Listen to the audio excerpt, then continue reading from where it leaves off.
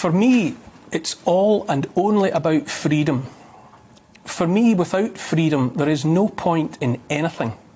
So, take away all the numbers, all the statistics, all the models and predictions, all the promises and threats, all the steel hand in velvet glove coercion. Take all of that away.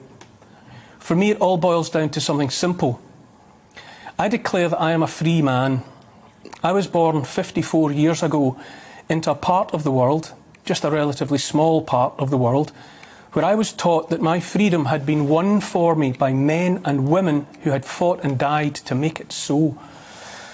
I was born just 22 years after World War II, into a world still full of those men and women who had fought for my freedom and lived to tell the tale. And what a tale it was.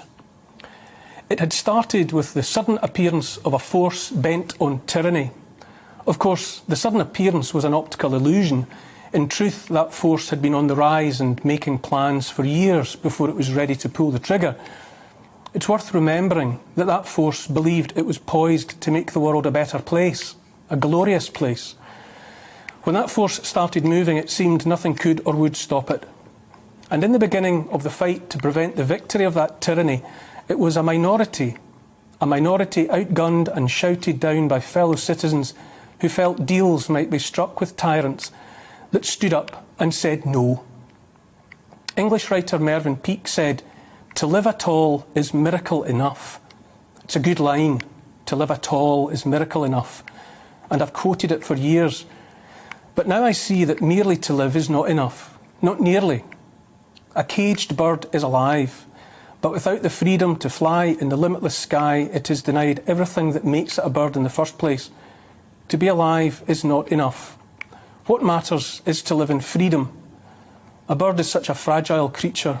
It's really all and only about movement. Take away a bird's movement and it's a handful of feathers and air. Freedom is not negotiable. You're either free or you're not.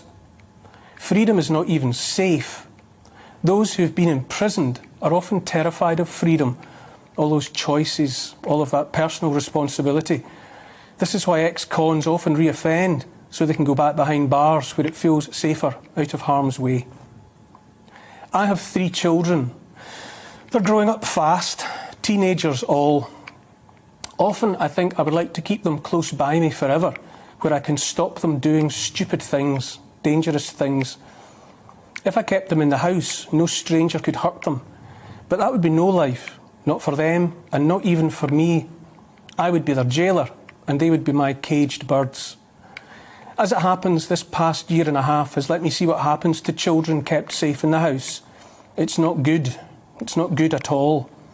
And so if I didn't know it before, I know now that I have to let them go out into a world that is full of all manner of things, danger included. Here's the thing. If your freedom means I might catch COVID from you, then so be it. If my freedom means you might catch COVID from me, then so be it. That's honestly how I see it. For the sake of freedom, yours and mine together, I will cheerfully risk catching COVID. That is a chance, one among many that I am prepared to take, and happily. Life is not safe. Freedom is not safe. For the sake of freedom, yours and mine together, both freedoms being of equal value, I will cheerfully risk much else besides. It's the summertime now. Summertime is the time to remember the Battle of Britain.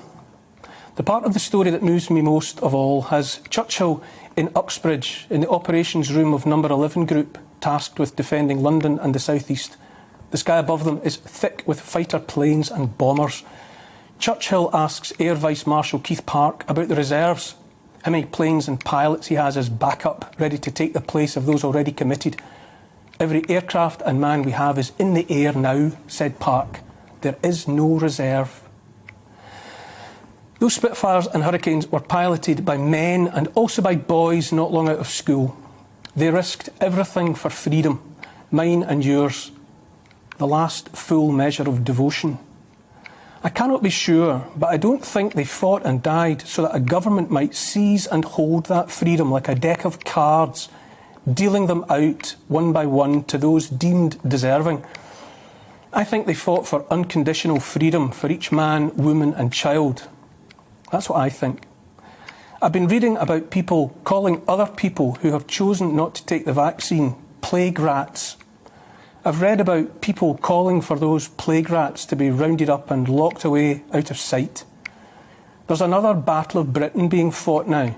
It's being fought by a minority, outgunned and shouted down by those who would accept freedom handed to them by MPs on condition that they do as they are told. That's not freedom. That is tyranny. And I, for one, will not live under that yoke. As I have done all my life, I salute the few. I'll hope to see you on the other side.